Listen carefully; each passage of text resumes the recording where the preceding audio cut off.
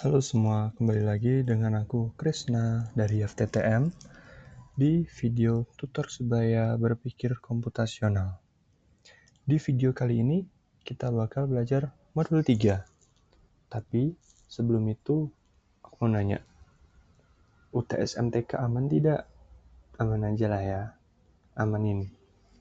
Oke, ini modul 3 ini adalah modul terakhir di praktikum berpikir komputasional sebelum UTS. Ya, di tengah semester. Nah, aku juga bakal bikin video tentang persiapan UTS juga. Entah itu video atau bakal ada Zoom. Jadi kalau semisal kalian ada soal-soal atau latihan UTS berpikir komputasional apapun itu, bisa langsung dikirim aja ya ke DM. Oke, terima kasih. Jadi, modul 3 itu kita akan belajar tentang fungsi dan prosedur. Jadi, fungsi, apa sih fungsi itu? Fungsi adalah suatu bagian dari program yang mampu mengerjakan tugas atau operasi tertentu di luar program utama. Fungsi akan mengembalikan nilai sesuai algoritma yang diberikan. Sebagai contoh, fungsi akan menghitung kuadrat. Fungsi untuk menghitung kuadrat adalah sebagai berikut. Nah, ini fungsinya. Definisi kuadrat dengan variabel x, maka x2 sama dengan x dikali x atau x kuadrat. Return mengembalikan x. Kenapa x ya? Harusnya sih 2x. Harusnya sih x2. Fungsi akan mengembalikan itu. Oh, untuk yang si contoh ini, dia itu mengikuti kata-kata ini. Fungsi akan mengembalikan nilai sesuai algoritma yang diberikan. Kita memberikan nilai x, nanti akan dikembalikan dengan x juga. Kalau kita ingin outputnya itu hasil yang sudah dikuadratkan, nanti harusnya itu x2 di sini. Return x2. Nih, contoh ya. Ini harus ada indentasi. Kemudian kita misal bikin A sama dengan integer input A sama dengan, kemudian di sini print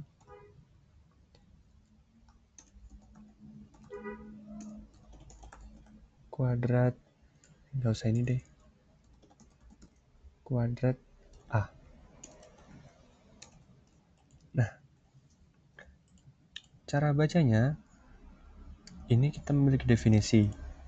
Ini fungsi nggak usah dipikirin, yang dipikirin itu adalah program utama. Karena fungsi nggak akan ngapa-ngapain kalau semisal kita tidak mendeklarasikannya. Kita punya input A dalam bentuk integer. Kemudian ke bawah print kuadrat dengan variabel A. Jadi cara si program ini baca, habis dia ke bawah, dia bakal baca ini. Print apa? Print kuadrat dengan variabel A. A adalah variabel yang kita udah input tadi, yang akan kita input nanti. Nah, habis si program ini baca, print kan masih belum tahu nih, apa sih nilainya. Maka dia akan ke atas. Ke atas dia nyari kuadrat, fungsi kuadrat, definisi fungsi kuadrat yang terdekat dari si deklarasi ini. Dia ke atas, kemudian dia nemu nih definisi kuadrat dengan variabel x. Nah, di sini kan variabelnya a. Nanti si a ini bakal gantiin si x, lalu dia ke bawah, dan nanti jadinya a dikali a, atau a kuadrat.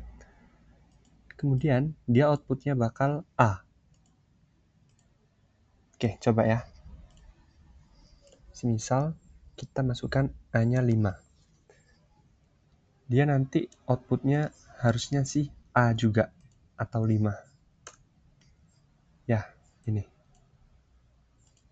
Kemudian kalau kita ingin ngeluarin output hasil perpangkatannya, tinggal kita bikin returnnya itu X2. X2 itu hasil dari perpangkatan. Coba 5 harusnya hasilnya 25. Nah, oke lanjut. Seperti yang kukatakan tadi, kalau terdapat deklarasi fungsi, dia bakal nyari fungsi yang terdekat. Semisal kayak gini. Nah, di sini kan ada beda nih. Yang ini X kali X, yang ini X kali 2. Kalau perkataanku tadi benar, kalau semisal inputnya 5, dia kan ke atas. Habis dari sini, dia ke atas untuk nyari fungsi terdekat. Harusnya dia pakainya fungsi yang ini, yaitu 5 dikali 2. Harusnya outputnya 10.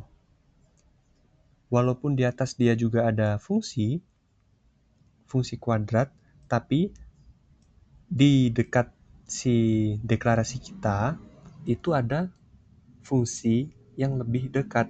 Jadinya dia cuma berhenti di sini doang. Oke? Semoga dapat dipahami. Lanjut. Ini barusan sudah kubahas. Ini sebenarnya ini sama aja.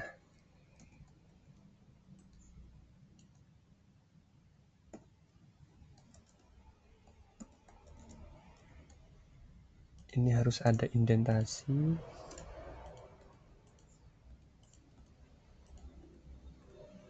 Nah, jadi nanti ada variabel A dan B di dalam fungsi pangkat.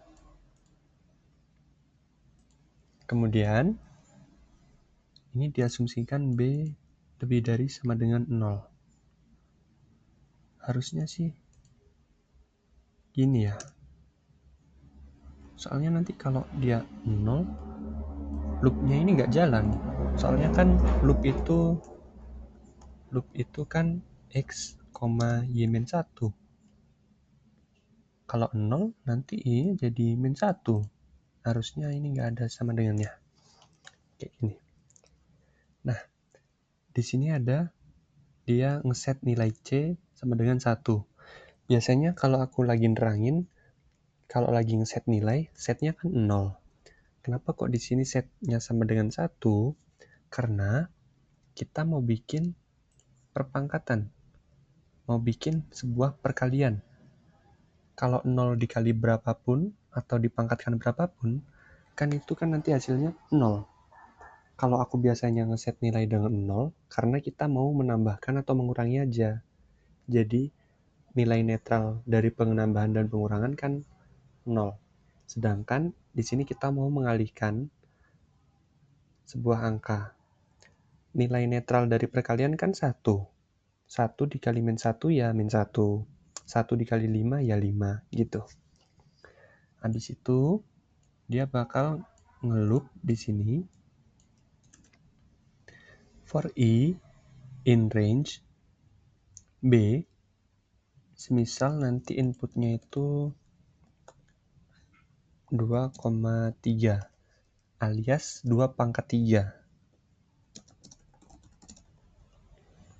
Kalau kita lihat 2 pangkat 3 kan 8. Udah tau lah. Aku tahu kalau anak-anak ITB ini udah jago-jago. Nah, nanti dia range-nya itu bakal jadi 0 sampai 3. Min 1. 0, 1, 2.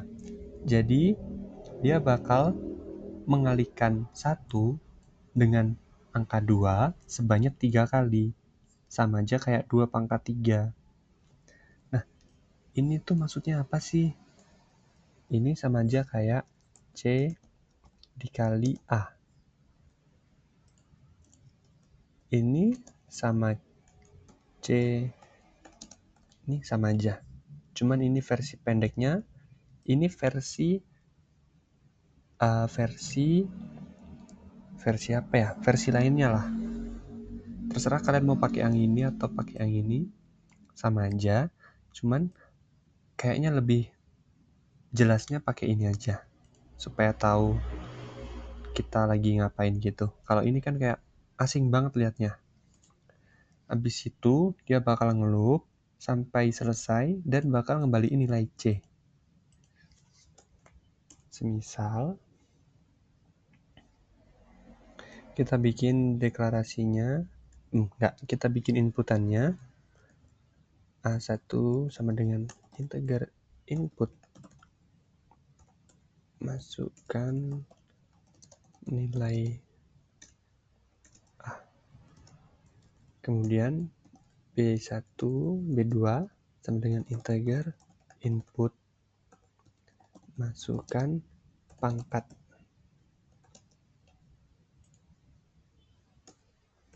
Print pangkat A1, B1, B2.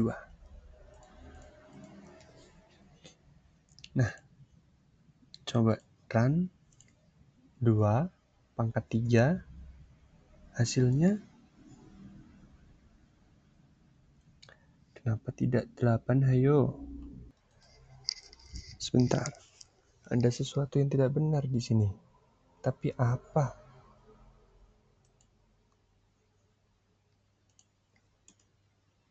Nah, astaga, ya, maaf. Salah di sininya.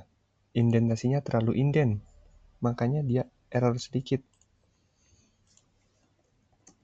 Nah, tadi kan returnnya di sini. Kalau returnnya di sini, dia bakal ngembaliin si nilai C setelah dia dipangkatkan 1 kali. Sedangkan kalau di sini, dia itu ngembalikan nilai C, output C, setelah fungsi loopnya ini selesai. Sangat tricky ya. Indentasi salah dikit udah salah. Beda kalau penggunaan loop atau if else itu indentasi lumayan tidak berpengaruh. Ini harus sangat diperhatikan. Wow. Ya, begini. Maaf ya, kurang teliti sedikit. Oke, lanjut. Prosedur. Prosedur itu kurang lebih sama kayak fungsi, namun tidak ada kembalian. Dia nggak ada return-nya. Sebagai contoh, berikut adalah program untuk menuliskan menu. Print menu, bla bla bla bla bla, menu bla bla bla, menu bla bla bla. Kemudian disingkat jadi kayak gini. Sama aja sih sebenarnya. Cuman ini dia definisi fungsinya kayak gini. Disingkat per barisan menu itu jadi cuma 2 baris saja. Sebenarnya sih sama aja. Ya, sama aja sih. Aman nggak? Aman ya. Langsung lanjut latihan modul 3. Soal yang pertama, fungsi kuadrat. Anda memiliki sebuah fungsi sebagai berikut. Buatlah program yang menerima A dan B, lalu meneruskan semua nilai dari A sampai B, FA sampai FB. Anda diwajibkan mengembalikan nilai X dan memberikan nilai Fx. Oke. Aduh, tiba-tiba sudah ada, guys. Ini sebenarnya nggak usah ada ini ya. Kayak gini aja. Hanya 10 baris. Oh, maaf. 9 baris. Di sini contoh kasusnya A-nya 3, B-nya 6. Outputnya kayak gini. Sama kayak di contoh kasusnya. Jadi kenapa kok bisa begini? kita lihat fungsinya dulu. Definisi fungsi dengan variabel x, maka fx sama dengan x pangkat 2. Pangkat itu bintang 2 kali. X pangkat 2 minus 2x plus 5. Kemudian return atau outputnya itu bakal fx. Fx itu yang udah kita masukin fungsi tadi, nilainya. Dia akan minta inputan A dan B, sehingga nanti akan mengoutput nilai FA sampai FB. Karena kita punya batasan, maka kita pakai loop for. Oke. Nah, di sini kan range-nya itu A sampai B plus 1. Maka si loop ini bakal bacanya itu A sampai B. Karena yang belakang nanti B plus 1 min 1. Jadinya cuma B aja. Habis itu tinggal bikin fungsi print. Ya, kayak gitu. Simple, aman. Oke, aman. Lanjut. Yang kedua. Latihan yang kedua. Segitiga Pascal.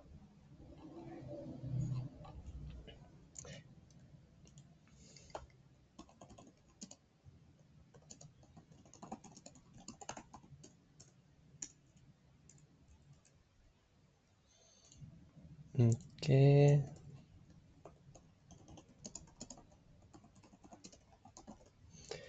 Nah, di sini aku bikin programnya lumayan bingung ya.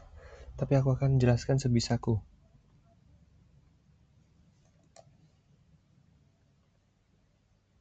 Oke.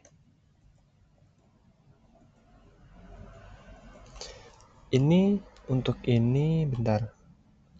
Di sini terdapat Anda tidak disarankan menaruh array sebagai parameter fungsi karena ada hal khusus yang belum diajarkan di Berkom. Sedangkan aku di sini pakai array.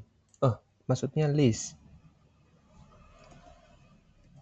Aku nggak tahu ya, maksudnya itu gimana. Tapi untuk sementara ini aku pakainya list. Dan aku juga lagi nanyain ke kakak koor soalnya tentang ini. Soalnya aku nggak nemuin cara kalau nggak pakai list gitu. Oke, lanjut. Di sini kan contoh kasusnya bila n sama dengan 4, maka dia bakal ke sini. Nanti listnya itu jadi 1, 1, 1, 1. Nah, kan udah dapat 1, 1, 1 nih. Dia ke bawah. Dia menggunakan fungsi bersarang. Maksudnya pengulangan bersarang. Jadi loop di dalam loop gitu. Kenapa kok pakai loop di dalam loop? Karena bisa kalian lihat di sini ada kolom dan ada baris. Jadi si fungsi loop yang pertama dia itu untuk barisnya, loop yang kedua untuk tiap-tiap kolomnya. Oke. Di sini apabila dia masih dalam baris yang pertama, baris pertama kan 1, 1, 1. Maka dia akan ngeprint 1 diakhiri dengan spasi. Jadi 1 spasi 1 spasi 1 spasi 1 kayak gitu. Oke, aman. Nah, kemudian di sini dia itu apabila J sama dengan 0. J sama dengan 0 berarti dia itu di kolom yang pertama, indeks pertama. Nah, jadi dia bakal intinya tiap kolom pertama itu pasti diawali dengan 1. Oke, lanjut. Kemudian untuk ini tuh untuk sisanya. Selain kolom pertama dan baris pertama. Oke. Ini lumayan mikir ya kerjainnya. aku bingung caranya gimana, akhirnya ketemu kayak gini. Jadi itu gimana cara aku mikirnya kayak gini. 2 ini didapat dari 1 di atasnya plus angka sebelumnya. Oke. 3 didapat dari angka di atasnya plus angka sebelumnya. Oke. Semisal nih, angka yang 6. Di atasnya angka 6 kan 3. Ditambah angka sebelumnya. Jadi dia 3 plus 3. Oke. Semisal 10. Cara dapatnya 10 dari mana? Dari angka di atasnya plus angka sebelumnya. Oke. Ya. Itu kayak gini. Jadi kalian harus tahu dulu konsep soalnya itu kayak gimana, yang dipinginin soal itu kayak gimana, nanti baru bisa ngerjainnya. Ya. Nah, kayak gitu. Semisal mau bikin segitiga Pascal baris 10 juga bisa. Asal udah nemu programnya, udah nemu sintaksnya, ya bisa. Mungkin. Oke, lanjut. Itu kalian harus nyari solusinya sendiri ya, supaya paham. Tapi nanti kalau semisal kalian nyoba-nyoba tapi error atau stuck, langsung tanya aja, nggak apa-apa. Oke, lanjut. Yang latihan soal nomor 3. Di sini, dia itu memiliki sebuah pola yang dimana pola pertamanya itu adalah karakter yang pertama. Pola kedua adalah karakter pertama dan karakter kedua. Pola ketiga itu dia mirrornya dari pola yang sebelumnya. Pola berikutnya lagi, dia adalah mirrornya dari si pola sebelumnya. Maksud mirror di sini bukan kayak ARRA, tapi kalau misal di sini A, di sini R. Kalau misal di sini A, di sini R. R, A, R, A, A, R. Kayak gitu. Aduh. Ya, kayak gitulah. Nah, programnya kayak gini dan lagi-lagi aku pakai list. Karena gak bisa kalau gak pakai list. Dan sedang kutanyain juga untuk penggunaan list di dalam dev ini. Karena kalau nggak pakai list itu nggak bisa. Kita harus nyimpan data, entah gimana caranya. Nah, kan polanya udah kelihatan nih. Habis dia pola dasar, aku bikin pola dasar yang dimana pola dasarnya itu aku pakai yang ini. Yang N-nya 1. Kemudian pola 1 BTW sebelum itu ini polanya itu 2 pangkat N. Pola pertama N-nya kan 0. 2 pangkat 0, 1. Dia cuma ada 1. Pola kedua 2 pangkat 1 ada 2. Pola ketiga 2 pangkat 2 ada 4. Dan ini ada 8 dari 2 pangkat 3. Oke, paham? Oke. Maka di sini aku bikin sebuah string kosong yang dimana sebanyak 2 pangkat N. Misal N-nya itu 2, berarti nanti di dalamnya itu jadi gini, gini, gini, gini. Lanjut, for i in range dari 0 sampai N. Dari 0 sampai N. Oke. Lalu, kalau N yang kita masukkan itu 0, 0 kan, pola 0 kan cuma ngeprint awal doang. Karakter 1 doang. Maka dia ngeprint A1. Kalau dia I-nya 1, maka dia ngeprint pola 1 sama dengan A2.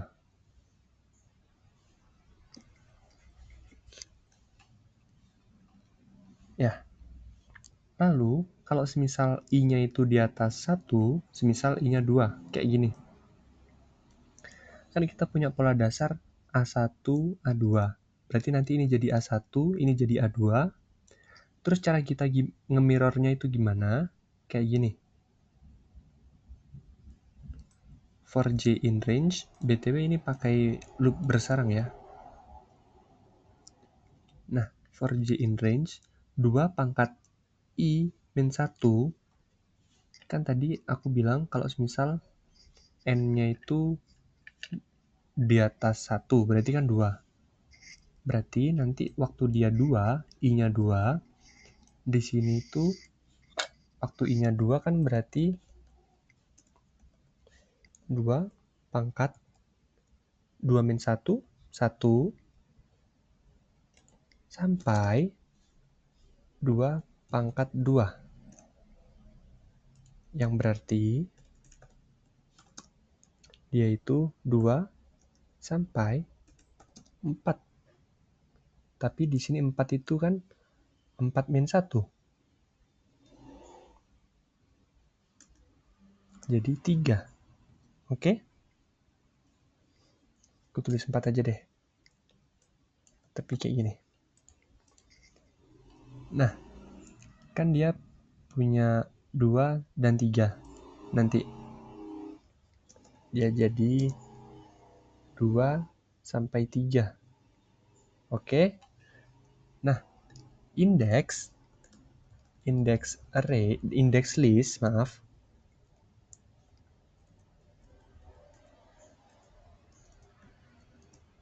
Nah, index list dia kan 0, 1, 2, 3.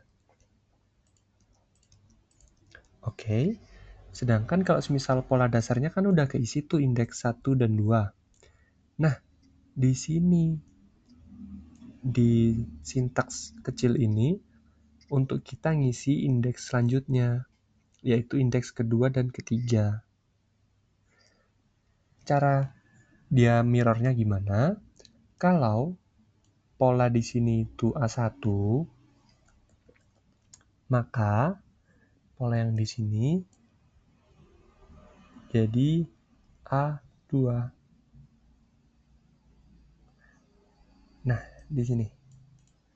Kalau pola di sini A2, di sini jadi A1. Kayak gitu. Dan ini ada set X0, dia itu untuk ngedeteksi mulai dari awal. Nah, di sini juga habis dia di set 0 dan dia ditambah-tambahkan, dia di set 0 lagi. Karena kalau nggak di set 0 lagi, dia waktu N-nya itu lebih dari 2, kan waktu N-nya 2, dia itu udah kepake tuh X-nya. Kalau nggak di set 0 lagi, dia bakal di luar batas gitu. Karena dia nerusin X dari sebelumnya. Habis dia dapat list sekian, dia bakal ngeprint di sini.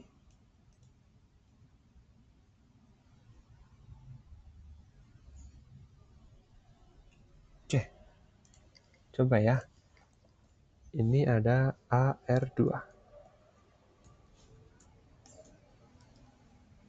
Arah. Sama kayak ini. Ini UW4.